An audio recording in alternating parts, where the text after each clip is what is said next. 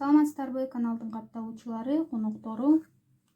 Каналыбызда орус чергесинде иштеп жүргөн жердештерибиз менен, мекендештерибиз менен билген орус тилибизди бөлүшүү, кыргыз тилине туура келгенин, кыргыз тилдүү адамдарга, кишилерге, кыздарга, балдарга туура келгендигин оңой вариантын үйрөтүү.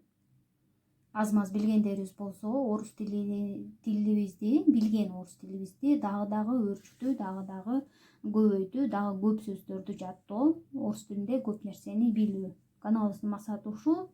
Каналыбызда видеолор жакса лайк басыңыздар. Көптөн бери лайк баскыла деп суранып атып, лайк баса тургандар көбөйүп калды. Лайк басып аткандардын баарына рахмат.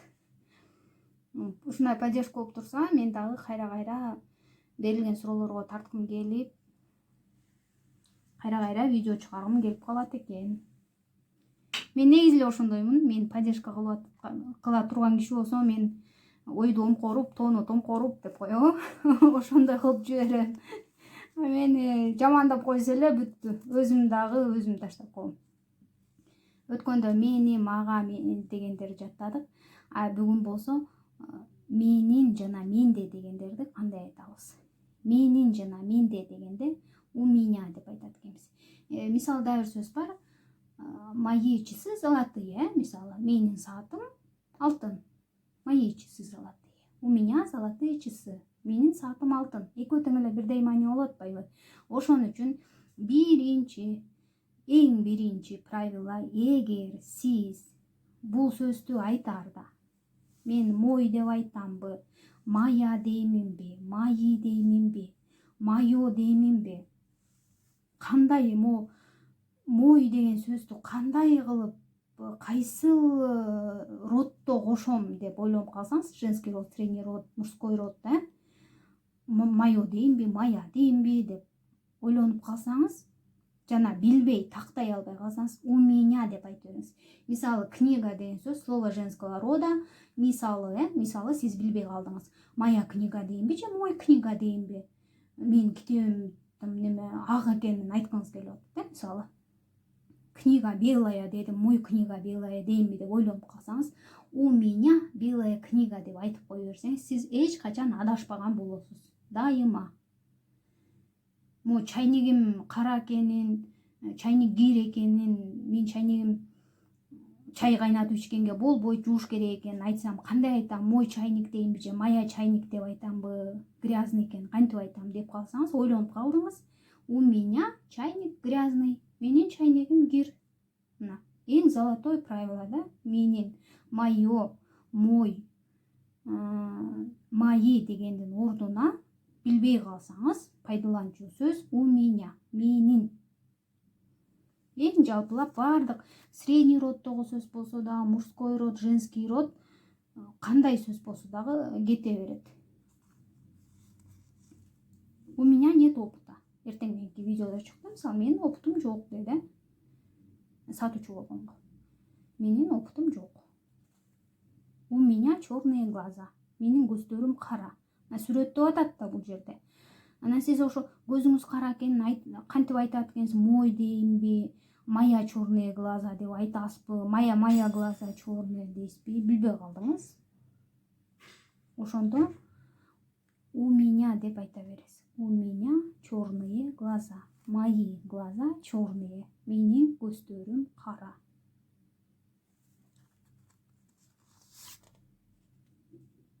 У меня синий фартук. Менин фартугум көк. Мой фартук синий. Менин фартугум көк. Экөө тең эле мына бирдей. У меня на лице пятна. Менин бетимде тактар бар. У меня хорошие новости. У меня плохие новости. Менин жакшы жаңылыгым бар. Менде жаман жаңылыктар бар. Экөө тең эле бир эле мааниде болбоду? Демек, у меня деген сөз менин жана менде дегенди дагы билдирет экен. Мол, у меня плохие новости, у меня хорошие новостинин экөө тең орус тилинде у меня деп айтыла берген менен, кыргыз тилинде менин жакшы жаңылыктарым бар, менде жакшы жаңылыктар бар деген эле мааниде экен. Экөө почти что бир эле, жөн эле менин жана менде деп эле коюп атат. Экинчи варианты грипп болуп ооруп аткандар. Мисалы, у меня грипп деп айтканын көп көрөбүз. У меня температура, у меня гастрит деп ооругандарды айтат. Менде ошо местасын көрсөтүп атат да, грипп экенин. Менде грипп. Кыргызча айтканда, мен грипп болуп ооруп атам дейбиз, я болею гриппом деп. Антпей эле кээде угуп калабыз, у меня грипп деп коет. Мен грипп болуп ооруп атам деген сөз экен. Ошол менде грипп, менин гриппим бар деген сыяктуу. Мен температура болуп атам, менин ичимде температура деп атат. Менин ичимде ашказаным ооруйт дейт мына. Менде гастрит. Ушундай ал акыбалын сүрөттөгөндө дагы у меня деген сөздү кошуп коет экен. Анан үчүнчү варианты менде дегенде, местасын көрсөтүп атканда.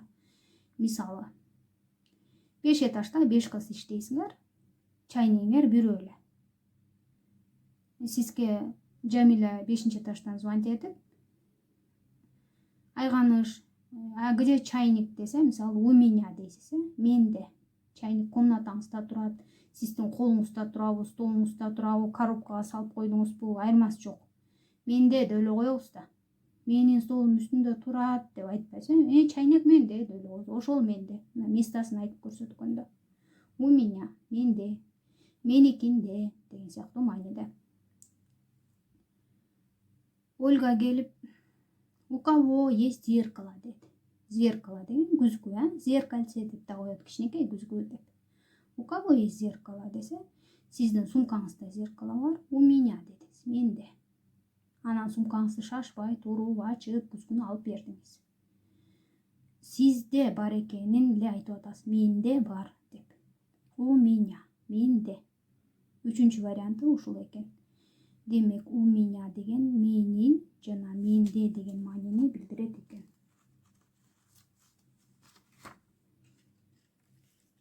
Обо мне деген мен жөнүндө.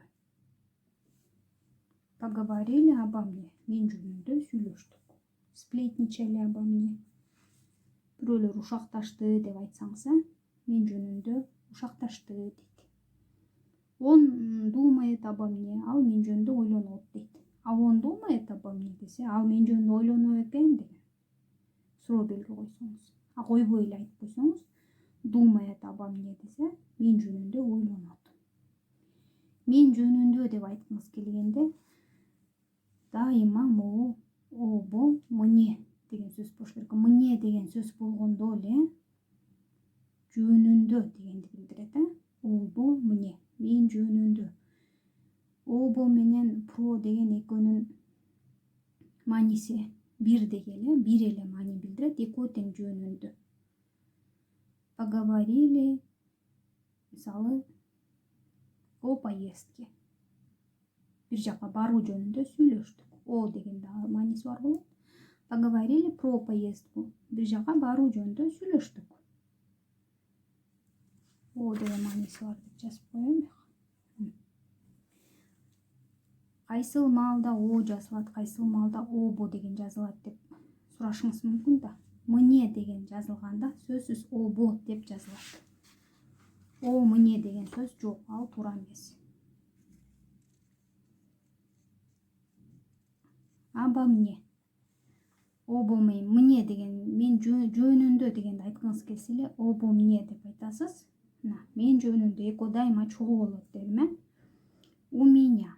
Менин, у меня, менде, кыргызчасы.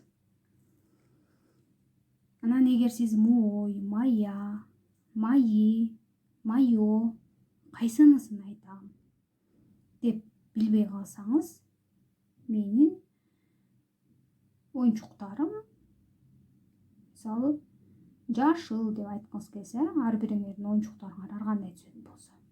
Мои игрушки зеленые деп айтышыңыз керек да. Кандай айтарын билбей калсаңыз, у меня зеленые игрушки. Менин оюнчуктарым жашыл деген эле маанини билдирет.